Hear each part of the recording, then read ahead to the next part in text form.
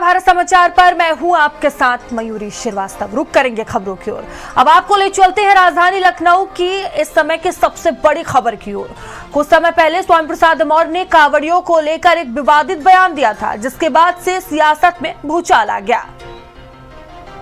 हो कि लोग उसे भोले भोले बाबा बोलते हो, भोले शंकर कहते हो, उसके अनुयायी और भक्त इतने अपराधी हो ही नहीं सकते कि सड़कों पर तोड़फोड़ करें, गाड़ियां तोड़ें, सेना के जवान को पैरों तले रौंदें, किसी बहन की स्कूटी तोड़ें, बहन बेटियों का अपमान करें, राहगीरों का सड़क पर चलते हुए गाड़ी तोड़ें। और जब कांवरिया ये काम नहीं कर सकता तो कर कौन रहा है?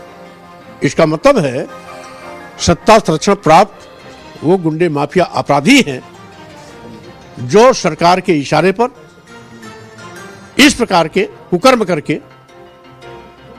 प्रदेश पे भय और दहशत का वातावरण पैदा कर रहे हैं और भय और दहशत की बिना पर सरकार चलाने की साजिश कर रहे हैं।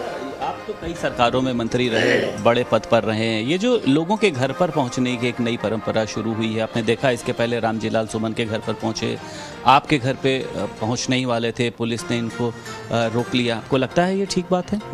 पहली बात तो ये कि ये वो सत्ता संरक्षण प्राप्त अराजक तत्व है। विश्व हिंदू रक्षा परिषद के लोग आते तो 10-5 की संख्या में नहीं आते। ये गुंडे माफिया अपराधी मवाली हैं जो सुर्खियों में बने रहने के लिए, खबर बनाने के लिए इस प्रकार की छोटी छोटी गंदी हरकतें करते रहते हैं। जो खुद दूषित मानसिकता का है वो औरों का शुद्धिकरण क्या कर सकता है? और वैसे भी बहुत पहले हमने एक पिक्चर देखी थी, राम तेरी गंगा मैली हो गई, पापियों के पाप धोते धोते। तो जिस पापियों के पाप को धोते धोते गंगा ही मैली हो गई है, उसके मैले जल से ये किसी का शुद्धिकरण क्या करेंगे? जो पानी चढ़ाया जा रहा है, आप उसकी बात कर रहे हैं? वो हमने उस पिक्चर की बात कही। तो स्वाभाविक रूप से स्वस्थ मन स्वस्थ विचार, जिनके गंदे मन हैं उनके गंदे विचार हैं। तो जो लोग भी आए थे ये गंदी मानसिकता के लोग थे, सत्ता संरक्षण प्राप्त गुंडे माफिया अपराधी थे। और साथ ही साथ यह 10-12 अराजक तत्व मिल करके गंगा जल से धोने के नाम पर, शुद्धिकरण करने के नाम पर अपनी फोटो टीवी रेडियो में लाना चाहते थे। उनका मकसद पूरा हो गया। वो घर तक अगर आने का लक्ष्य होता तो घर पे आते। अच्छा, आपको कभी अपनी सुरक्षा का डर या जान का खतरा नहीं लगता? आपने देखा एक होटल में भी एक बार एक आपके साथ मामला हो गया था, जो अयोध्या के महंत है, उन्होंने कहा था कि जो स्वामी प्रसाद मौर्य का सर लाएगा। एक कार्यक्रम में आपके ऊपर जूता फेंक दिया गया। अब इस तरीके की हरकत, आपको अपनी सुरक्षा का डर कभी लगता है स्वामी जी? सच को आंच नहीं, जो सच के रास्ते पर चलता है, साफ सुथरी बात करता है, ज्ञान विज्ञान की बात करता है, उसे किसी प्रकार का कभी डर और भय नहीं होता है। और एक चीज, हम भी सरकार में कई बार रहे हैं। जब जब हम सरकार में रहे हैं, गुंडे माफिया अपराधी उत्तर प्रदेश छोड़ के भाग गए थे। इनकी हिम्मत नहीं थी कि इस प्रकार से अलोकतांत्रिक कदम उठा करके भय और दहशत पैदा करने की। हमने वो भी सरकार देखे हैं, वो भी देखे। मुख्यमंत्री योगी आदित्यनाथ भी कहते हैं कि गुंडे अपराधी माफिया जो है वो उत्तर प्रदेश छोड़कर भाग गए हैं। उसके बावजूद भी आप सवाल खड़े करते हैं ना कि अपराध हो रहे हैं। रोज हो रहे हैं।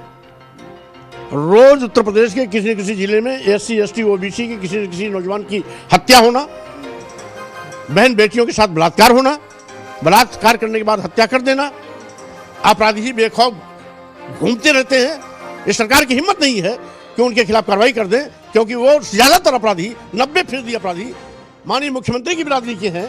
इसलिए जब जाति और बिरादरी देख करके कानून काम करेगा तो उत्तर प्रदेश में कभी भी कानून राज स्थापित नहीं हो सकता। आज पूरा प्रदेश जंगलराज गुंडाराज का पर्याय बन गया है और ये जितने भी खुराफात हो रहे हैं ये सब माननीय मुख्यमंत्री संरक्षण में हो रहे हैं। मैं दावे के साथ कहना चाहता हूँ, आगरा में माननीय मुख्यमंत्री जी मौजूद थे जब वहां करणी सेना ने हजारों की तादाद में भीड़ में इकट्ठे होकर के तलवारें लहराई, बल्लम फरसा लहराए, बर्छी भाला किया है, कट्टे लहराए। माननीय मुख्यमंत्री मौजूद थे वहां। अगर कानून राज की स्थापना चाहते तो उन सारे अराजकतंत्रों के खिलाफ एफआईआर करते। किसी के खिलाफ कोई एफआईआर नहीं हुई। इसका मतलब है ये उत्तर प्रदेश में जो भी गुंडा राज जंगलात चल रहा है माननीय मुख्यमंत्री जी खुद उसके संरक्षण करने वाले हैं।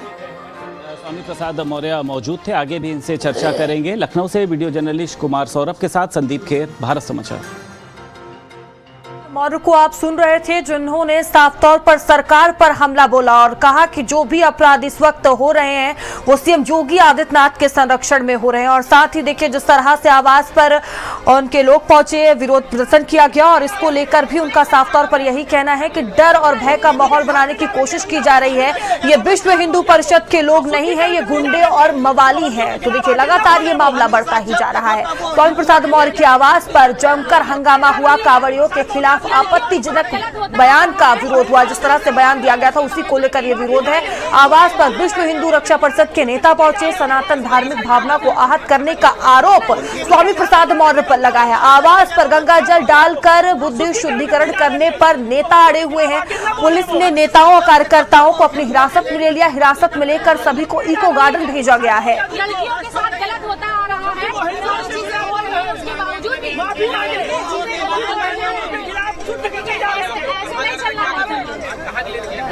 उनके घर पे जा रहे थे, गंगा जल छिड़क के स्वामी प्रसाद मौर्य को उनको शुद्धिकरण करने जा रहे थे। तो हिंदुओं के खिलाफ आगे न बोले। वो हमेशा जब देखो तब वो हिंदुओं के लिए स्वामी प्रसाद मौर्य लड़कियों के साथ गलत होता आ रहा है। वहीं दिल्ली में आज एक बहुत बड़ी बैठक हो रही है। आरएसएस और मुस्लिम नेताओं की ये बड़ी बैठक हो रही है। करीब 1 घंटे पहले ये बैठक शुरू हुई है। दिल्ली के हरियाणा भवन में आरएसएस नेताओं और ऑल इंडिया इमाम संगठन के बीच ये मीटिंग चल रही है। मीटिंग का एजेंडा क्या है, किस मकसद से ये मीटिंग बुलाई गई है, इसको लेकर आरएसएस और ऑल इंडिया इमाम संगठन की ओर से कोई भी खुलकर जानकारी सामने नहीं आई है। लेकिन ये बैठक कितनी बड़ी है इसका अंदाजा इस बात से लगा सकते हैं, इसमें खुद आरएसएस प्रमुख मोहन भागवत भी शामिल हो रहे हैं। भागवत के अलावा दत्तात्रेय होसबोले और कृष्ण गोपाल समेत आरएसएस के कई दूसरे बड़े नेता भी इसमें शामिल हो रहे हैं। राष्ट्रीय मुस्लिम मंच के प्रमुख इंद्रेश कुमार, बीजेपी के राष्ट्रीय संगठन मंत्री बीएल संतोष भी शामिल हैं। बैठक में देश भर के प्रमुख इमामों को बुलाया गया है। सूत्रों के मुताबिक यह बैठक आरएसएस के मुस्लिम समुदाय से संवाद बढ़ाने के लगातार प्रयासों का हिस्सा मानी जा रही है। लेकिन देखिए अभी खुलकर जानकारी सामने नहीं आ पाई है कि आखिर ये बैठक क्यों हो रही है, क्या इसका एजेंडा है। तो अहम बैठक ये है, इमामों के साथ आरएसएस की ये बैठक है। बैठक में आरएसएस चीफ ने शिरकत की है। तो बीजेपी के नेताओं की भी मौजूदगी इस बैठक में रहने वाली है कि विशेष रणनीति बनाई जाएगी। तमाम विषयों को लेकर मंथन किया जाएगा। हिंदू मुस्लिम संवाद को बढ़ावा देने की कहीं ना कहीं कोशिश की जा रही है। धर्म संवाद की ये बैठक और इमामों से में सहयोग और एकता। और दिल्ली ब्यूरो चीफ स्वाति पाठक हमारे साथ जुड़ चुकी है। स्वाति, एक बड़ी बैठक होनी है और बैठक को लेकर सवाल यही है कि आखिर इतनी बड़ी बैठक क्यों हो रही है, आखिर ऐसा क्या बदल गया कि संघ के प्रमुख मोहन भागवत खुद इस बैठक में शामिल हो रहे हैं। जो मुस्लिम इमाम है उनके साथ ये बैठक हो रही है। क्या संदेश देने की कोशिश की जा रही है इस बैठक के जरिए?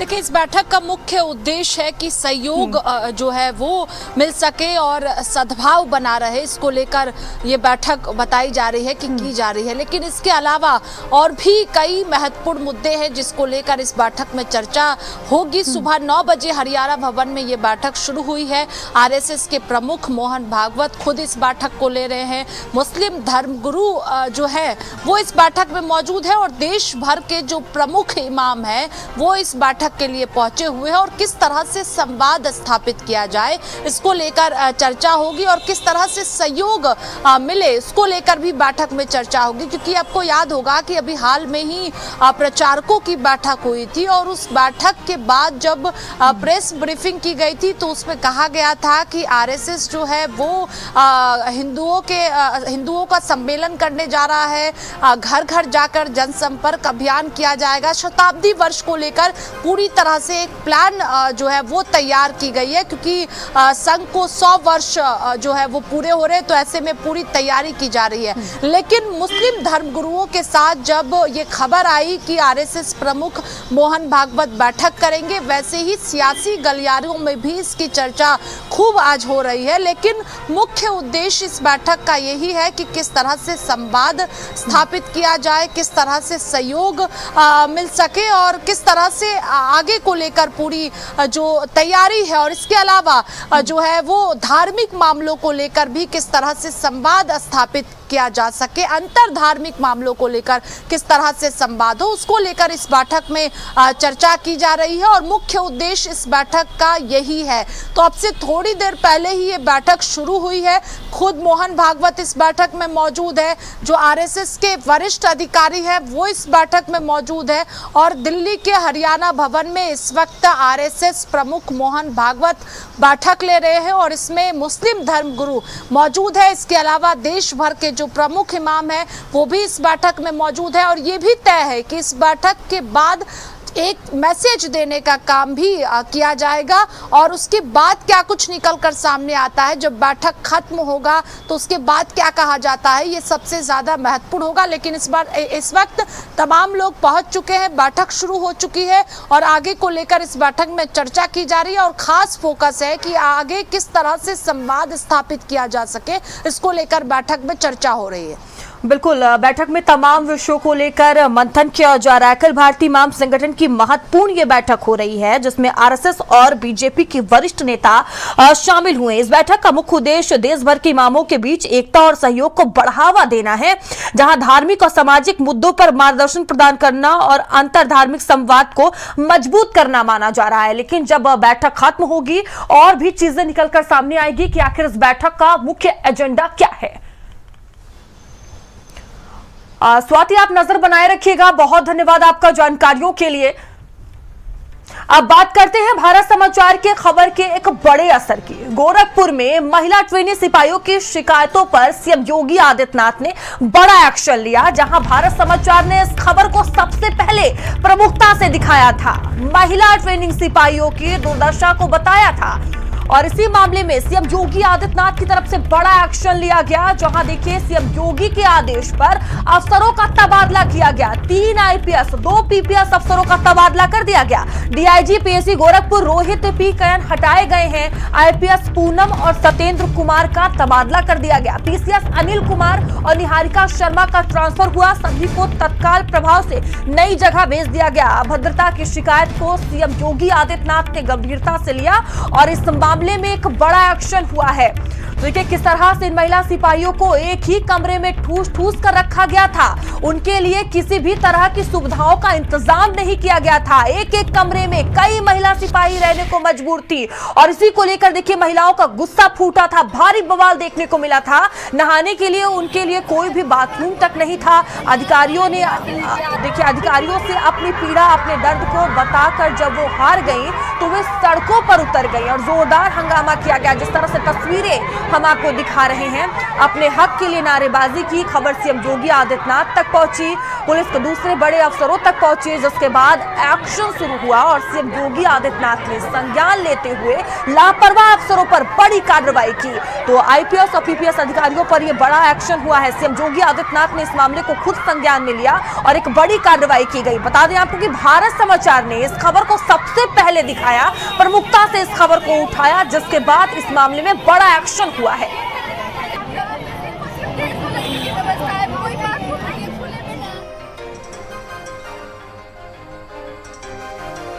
वहीं लखनऊ के पत्रकारपुरम चौराहे के पास पेट्रोल पंप पर उस समय हंगामा मच गया जब एक महिला पहले पेट्रोल भरवाने के लिए जिद पर अड़ गई। वहां मौजूद युवकों ने आपत्ति जताई तो महिला भड़क उठी और चप्पल निकालकर उन्हें धमकाने लगी। घटना का वीडियो मौके पर मौजूद है, वो तस्वीरें हम आपको दिखाते हैं। किसी व्यक्ति ने ये वीडियो बनाया है जो अब सोशल मीडिया पर काफी तेजी से वायरल हो रहा है। मेरा गाड़ी लगवाओगे? ये गाली बचेंगे हम लोग, रुक जाए। एक सेकंड, गाड़ी सबसे पहले वहाँ क्या कर रही थी? वहाँ कर रही थी, वहाँ क्या कर रही थी? 112 फोन करो। करो अभी करो, 112 करो, नहीं करो। रुको, मिला फोन मिला, वीडियो बना ली। हम गाड़ी तो दूर रही ना। रुको 1 मिनट को, गाड़ी फोन मिला। इधर हट जाओ किनारे। अबे समझा लो, औरत हाथ नहीं उठा रही यार। अरे इधर दूर दूर। भाई चुप। पहला नंबर मेरा लगा है ना? सुनो, किसका नंबर पहला है? हाँ, मेरा तो लगा, गाड़ी लगवाओगे? ये गाली बचेंगे हम लोग, रुक जाए। एक सेकंड, गाड़ी सबसे पहले वहाँ क्या कर रही थी? वहाँ कर रही थी, वहाँ क्या कर रही थी? 112 फोन करो। करो अभी करो, 112 करो, नहीं करो। रुको, मिला फोन मिला, वीडियो बना ली। हम गाड़ी तो दूर रही ना। रुको 1 मिनट को, फोन मिला। इधर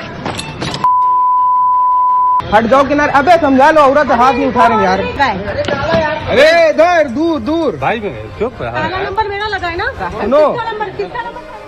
पर जालौन में एसटीएफ की छापेमारी से हड़कंप मच गया। एसटीएफ ने डीजल चोर गिरोह का भांडाफोड़ किया है। 2 डीजल टैंकर के साथ डीजल बरामद किया गया है। डीजल चोर डीजल टैंकरों से डीजल चोरी किया करते थे। बता दें कि डिपो से आगे वाले डीजल टैंकरों से चोरी किया करते थे। एसटीएफ ने कई जगहों पर छापेमारी कर 7 से 8 लोगों को पकड़ लिया है। जालौन के कालपी कोतवाली क्षेत्र का यह पूरा मामला बताया जा रहा है, जहां बड़ी कार्रवाई की गई है। डीजल चोर गिरोह है जिसका पर्दाफाश किया गया है और 7 से 8 लोगों की गिरफ्तारी हुई है।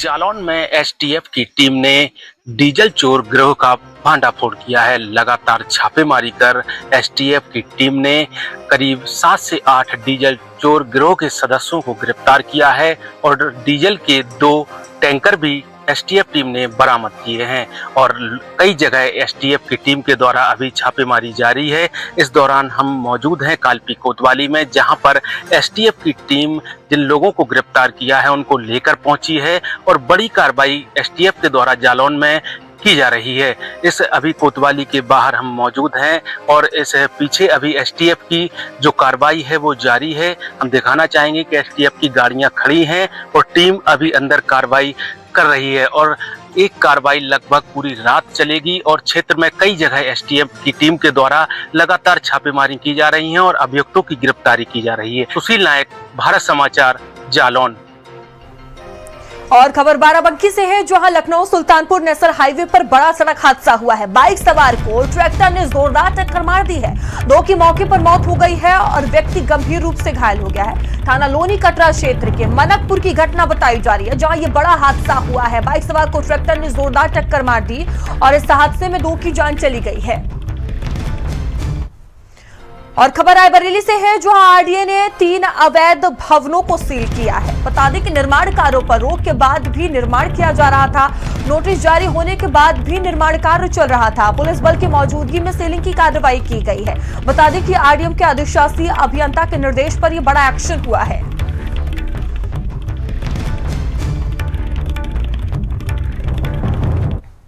वहीं लखनऊ में फर्जी प्लाटिंग का ये पूरा मामला है। आरोपी सीमा उपाध्याय को गिरफ्तार किया गया। सुशांत गोल्फ सिटी के अनिलमथा इलाके में पकड़ा गया। बता दें कि एसीपी और थाना प्रभारी की अगुवाई में बड़ी कार्रवाई की गई है। 19 जुलाई को प्रतिमा ने शिकायत दर्ज करवाई थी। 2017 में कान्हा उपवन वैली में प्लॉट खरीदा था। बता दें कि एचके इंफ्राविजन प्राइवेट लिमिटेड कंपनी से सौदा किया था। कंपनी प्रमोद, विनोद और प्रभात द्वारा चलाई जा रही थी। 7 साल बाद भी प्रतिमा को प्लॉट का कब्जा नहीं मिला और इसी को लेकर कार्रवाई की गई।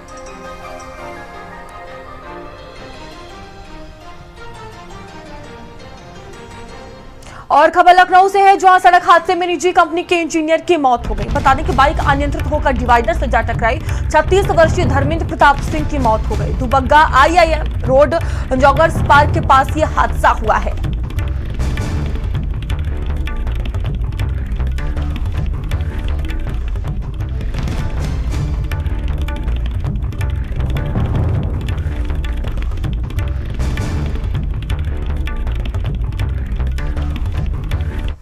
और खबर फर्रुखाबाद से है, जहां प्रेमी प्रेमिका और पति का हाई प्रोफाइल ड्रामा देखने को मिला है। प्रेमी के साथ महिला घूम रही थी, रंगे हाथ पति ने पत्नी को पकड़ा।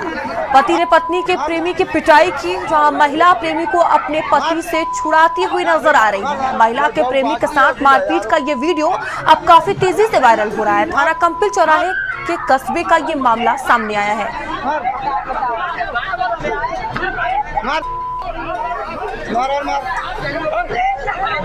देखिए, प्रेमी प्रेमिका और पति का हाई प्रोफाइल ड्रामा देखने को मिला। तस्वीरें आप देख सकते हैं, आसपास के लोग भी इकट्ठा हो गए हैं, जमकर हाथापाई हुई है।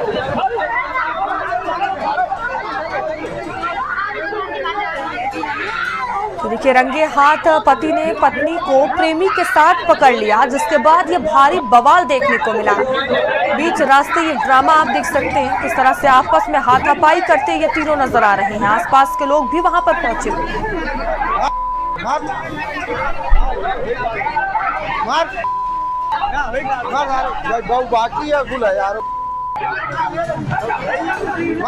तो फर्रुखाबाद का ये पूरा मामला है, जहां पति ने अपनी पत्नी को प्रेमी के साथ रंगे हाथ पकड़ लिया, जिसके बाद ये बवाल देखने को मिला।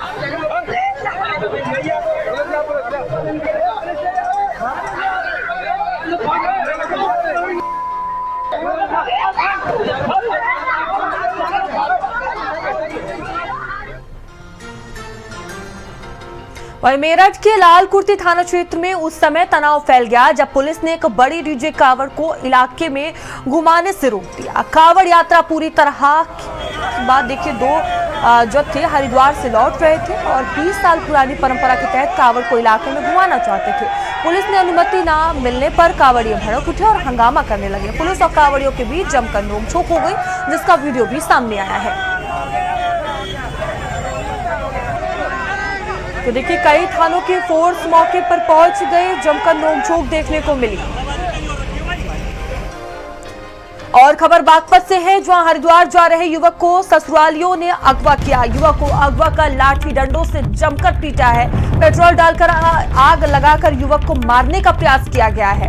आग से झुलसे युवक का मेरठ अस्पताल में इलाज चल रहा है। CSC संचालक सन्नी ने वीडियो में अपनी पूरी आपबीती बताई है। बता दें कि दोघर थाना क्षेत्र के तनवीरा गांव का रहने वाला ये सन्नी है। और खबर फतेहपुर से है, जहां रिटायर्ड सेना के जवान की पिटाई की गई है। महिलाओं ने लात घूंसों से पिटाई की है। नौकरी के दौरान विकलांग हो गया था फौजी, जमीन के विवाद के चलते महिलाओं ने पीटा है। मालवा थाना क्षेत्र के गाजीखेड़ा गांव का मामला बताया जा रहा है। भैया मार रही है, शर्म नहीं लगा तो मना नहीं कर सका तो